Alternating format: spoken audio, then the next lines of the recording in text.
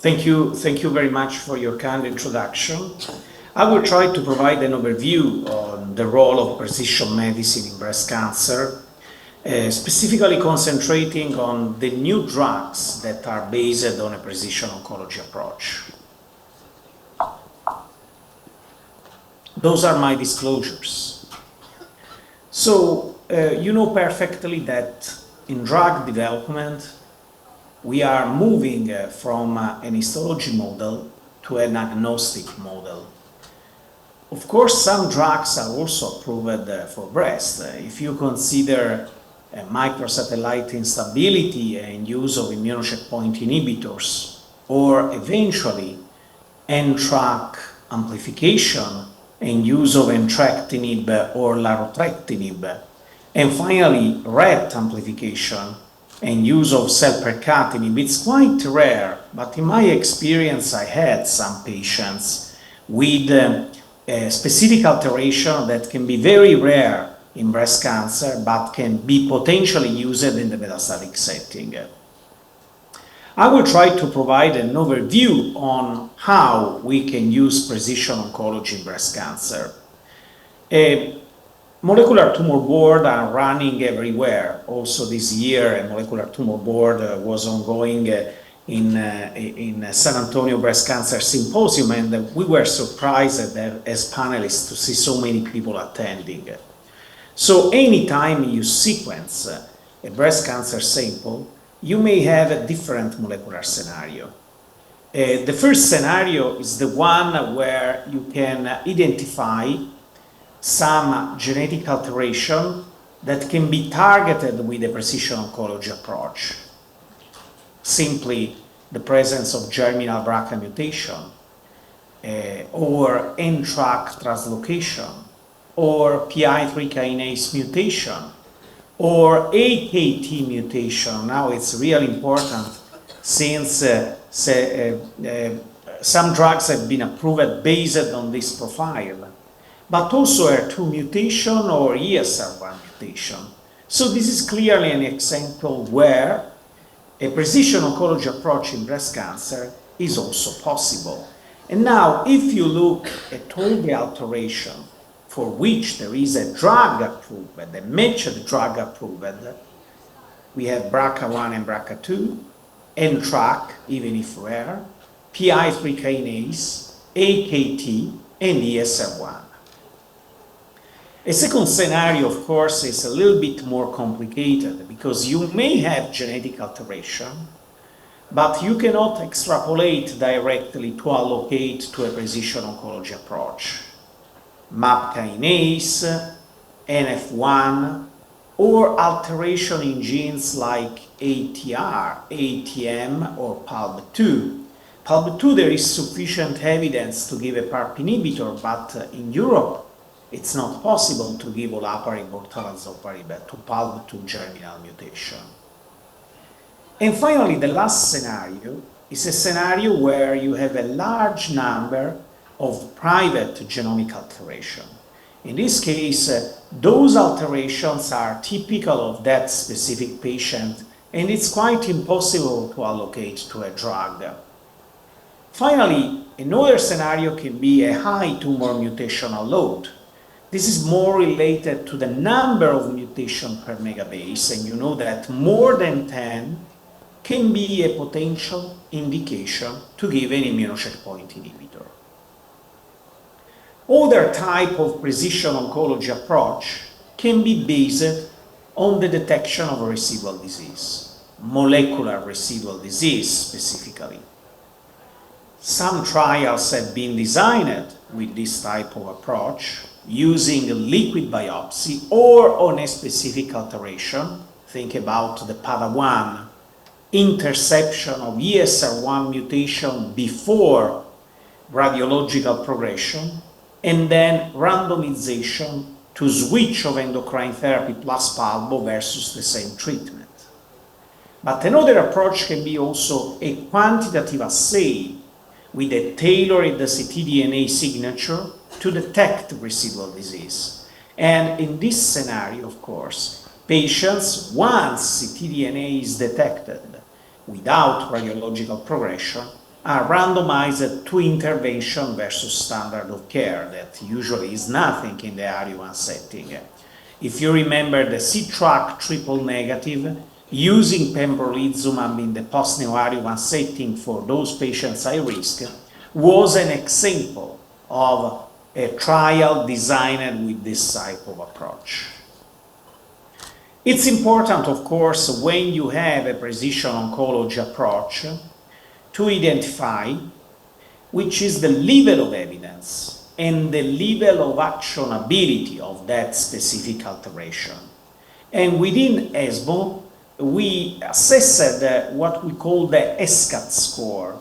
The ESCAT is a unique score in order to allocate a patient to a treatment because it's evaluating both the level of actionability and the importance of that genetic alteration in the context of the natural history of that disease, but it's also evaluating the clinical benefit. And the score ESCAT is higher, considering higher 1, if you have evidence from prospective randomized trial. So should we perform eventually an NGS in breast cancer according to ESMO? Yes. Because we have now several genomic alterations that can be used to tailor treatment. And here, in the last update of the ESCAT score presented during the ESMO webinar 1 month ago, we have several of them. Beyond their 2 amplification, of course, we have PI3 kinase, for which actually we have a drug approved that is alpelisib. ESR1, we have a level of 1A according to the EMERALD trial, and specifically elacestrant is the drug approved. Then we have germinal BRCA mutation, mainly for germline, because for somatic mutation we don't have so high level of evidence.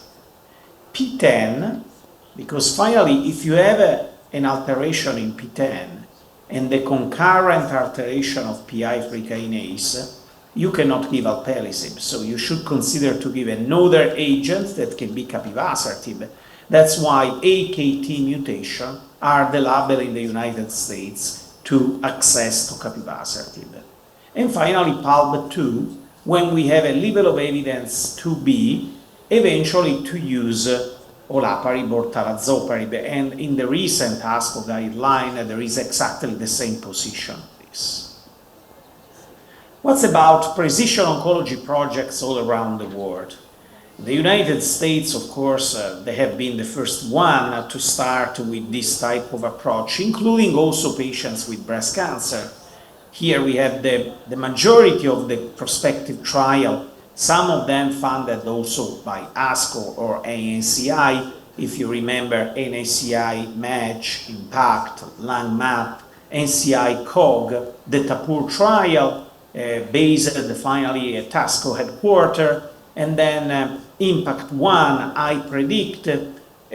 We have many programs that have been completed in the United States. Similar approach also in Europe, with the Shiva, the Moscato 1, the Winter, the Target from UK that it was 1 week ago published, Impress from Norway, and then in Germany the Catch and the Inform, one for solid tumors, the second one for pediatric oncology.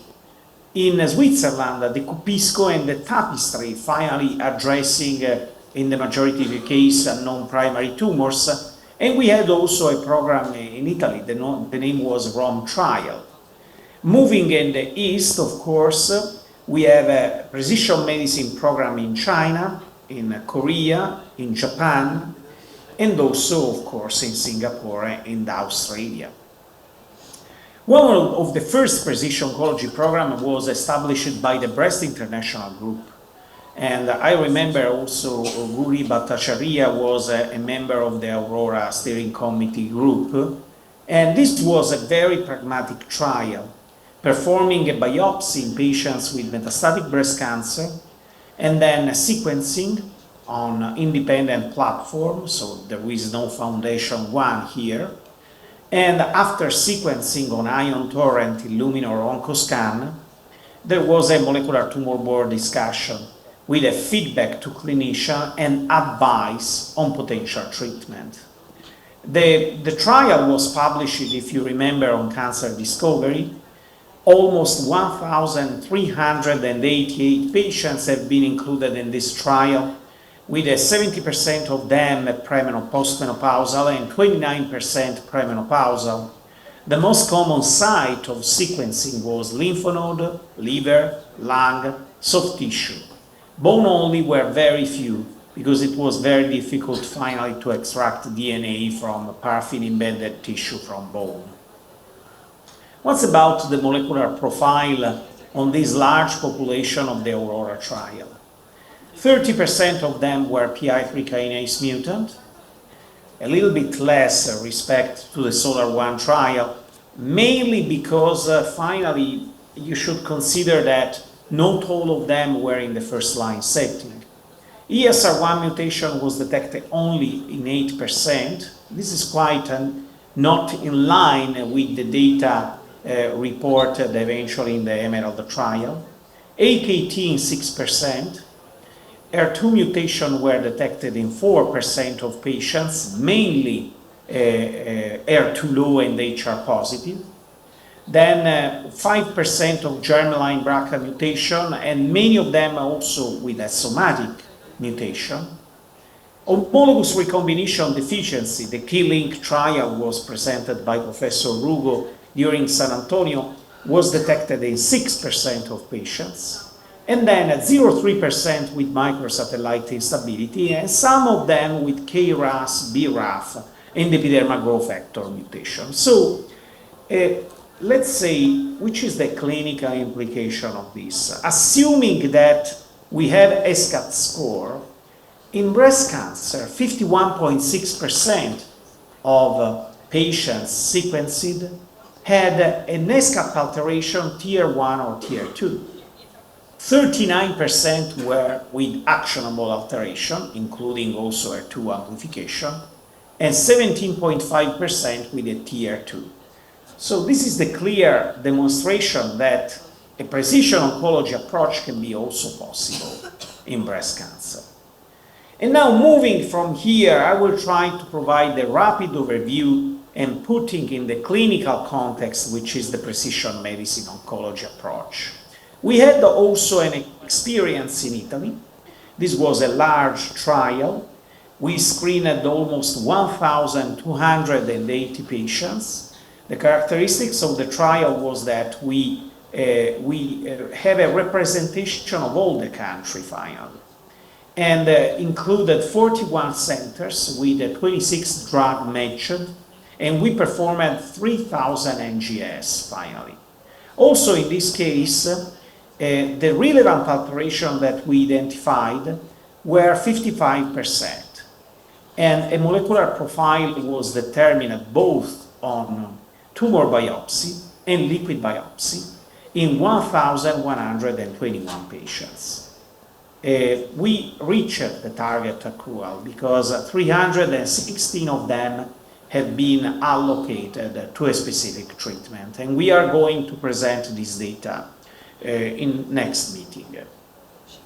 If I just also provide an overview on the activity of molecular tumor board in my institution regarding breast cancer, of course the majority of those patients have been sequenced to approach to clinical trial.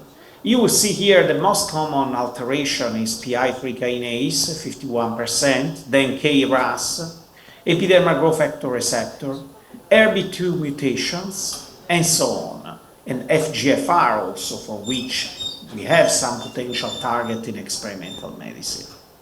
It's important to understand that if you allocate a patient after a discussion in a tumor molecular board to a specific treatment, you can for sure improve the outcome, both in terms of PFS and also overall survival, even if here the overall survival curve is mainly driven eventually by HER2 positive disease. But according to the ESCAT scale, and this is a a snapshot on patients with breast cancer, and SCAT1 in the majority of the cases is correlated also to an improved outcome. So what we have finally in 2023 in precision medicine oncology, we had the NGS evaluation of the cases of the monarchy trial. If you remember, during San Antonio has been evaluated a study in which whole genome sequencing and transcriptomic analysis has been performed on the tissue samples of the monarchy trial. The two approaches were based on VUEGS and RNA evaluation, assessing mutations, copy number variation, gene expression, fusions, and RNA subtypes. The first observation is this, that even if you perform a WES or a biomarker RNA, finally the benefit of abemaciclib is maintained, independently, of course, of the biomarker analysis. But which are the most common alterations in a patient population that has been tested in the adjuvant setting? So I was very surprised that we have almost 38% of patients with PI3 kinase mutation. This is interesting because you know perfectly the presentation of the IDAVO trial, beautifully discussed by Professor Hoprugo. So it means that if you select a patient population high risk, and like in the monarchy trial, 38% are PI3 kinase mutant. Then we have a prevalence also of P53 mutation, CCND1, ZNF703, MYC amplification. This is very interesting. They are more than 10%.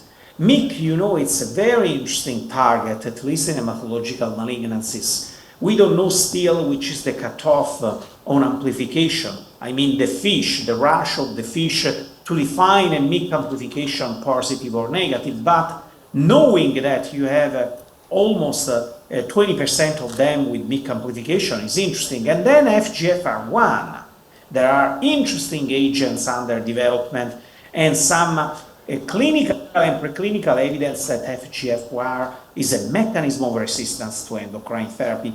I believe this study is not important to understand how to work on precision medicine in breast cancer, but is essential to understand which are the drivers of resistance.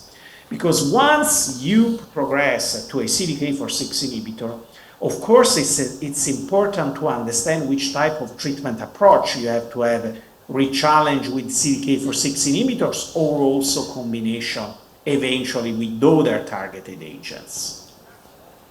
Here we have the list, and you can see the number of mutations that are already said. In the metastatic setting, of course, it's completely different. The only precision medicine trial, really purely precision medicine trial designed was the SOLAR-1, because there was also a validation arm, the PI3 kinase non-mutant cohort, if you remember. The trial was positive for median progression-free survival, but there was no benefit in overall survival, if you remember very well. And then we move to the next generation oral SERDs. You know that amsenestrant development was stopped, and you should know also that in the majority of the phase 2 randomized trial in the metastatic setting, not registration trial, specifically the ones with giredestrant and amsenestrant, there was a benefit in ESR1 mutant population. The Emerald trial, that was finally presented by Professor Aditya Bardia, now he moved in California, he's no more in the Mass General Hospital, randomized patients to elacestrant versus investigator choice. The co-primary endpoint was, since the beginning, PFS in all patients and in ESR1 mutant. Because don't forget that in the Emerald trial, all patients received a previous CDK4/6 inhibitor, and all of them were ESR1 mutant. I believe this is important. The trial was positive for intent to treat population and for patients with ESR1 mutation. And it's interesting to remember that there was a trend of overall survival benefit, and the benefit is much more in the patient population with an endocrine sensitive disease, with a very long exposure to previous first-line therapy. Here you can see a median PFS in ESR1 mutation patients from 2 months in the standard of arm to 8.61 months in those patients who received at least 12 months or at least 18 months.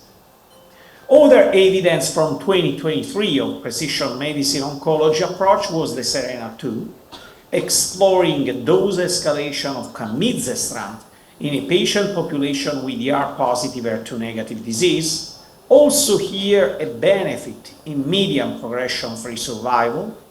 That was very clear also in patients with ESR1 mutation. Look, it's much more in this patient population. 9 months with 150 milligram versus 2. That is close to the data of elacestrant.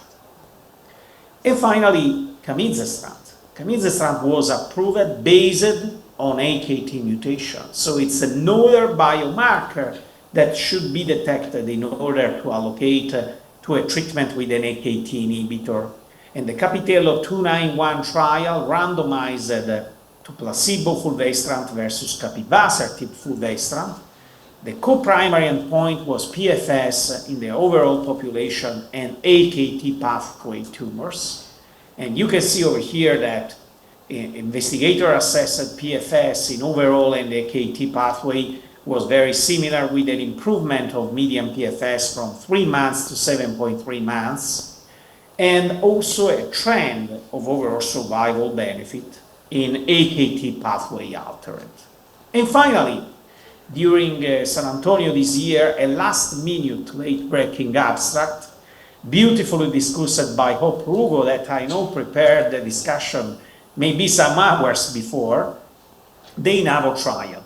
And coming back to the data of NGS of monarchy, I believe now the INAVO trial is much more interesting. Don't forget, in the high-risk population, you have 38% of patients that we are PI3 kinase mutant. So personally, I believe that this trial can be a response to those patients who will have an early relapse following adjuvant CDK4/6 inhibitor.